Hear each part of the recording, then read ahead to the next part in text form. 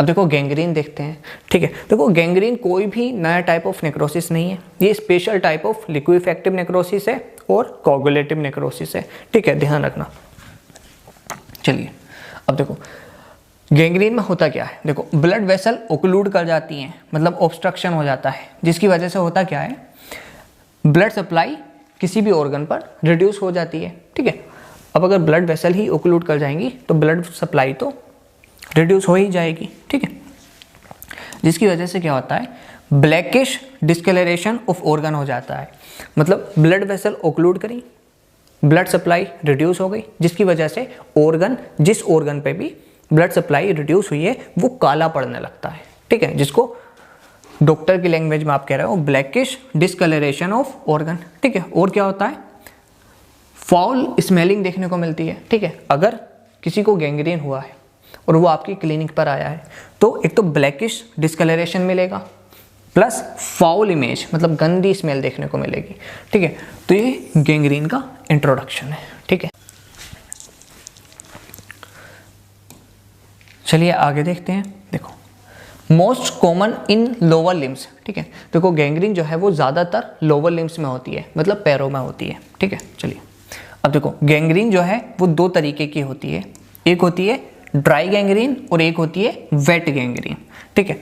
अब देखो dry gangrene में क्या होता है, ब्लड सप्लाई रिड्यूस हो जाती है, जबकि वेट गैंग्रीन में क्या होता है, ब्लड सप्लाई तो रिड्यूस होती ही है प्लस सेकेंडरी इन्फेक्शन हो जाते हैं, ठीक है, समझ लो।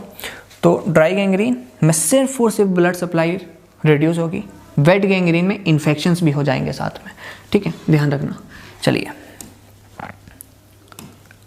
अब देखो टिश्यू आर्किटेक्चर जो है वो ड्राई गैंग्रीन में प्रिजर्व्ड रहता है, जबकि टिश्यू आर्किटेक्चर जो है वो वेट गैंग्रीन में प्रिजर्व्ड नहीं रहता। ऐसा क्यों होता है, देखो वेट गैंग्रीन में ब्लड सप्लाई रिड्यूस हुई, ठीक है, तो बहुत ज़्यादा एंजाइमेटिक एक्शन देखने को नहीं मिलेगा, बस ऑर्गन काला पड़ जाएगा और कुछ परेशानियां देखने को मिलेगी, ठीक है।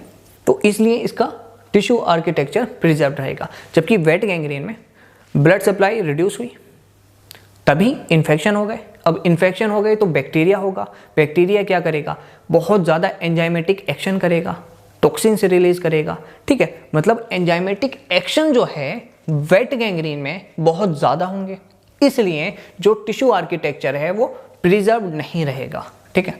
अब ध्यान दो, जब टिश्यू आर्किटेक्चर प्रिजर्व होता था तो कौन सा नेक्रोसिस होता था, कोगुलेटिव नेक्रोसिस। जबकि अगर टिश्यू आर्किटेक्चर प्रिजर्व नहीं है तो कौन सा नेक्रोसिस होगा, कोलिक्वेटिव नेक्रोसिस। और कोलिक्वेटिव नेक्रोसिस को ही आप लिक्विफेक्टिव नेक्रोसिस कहते हो, ठीक है, समझ आया।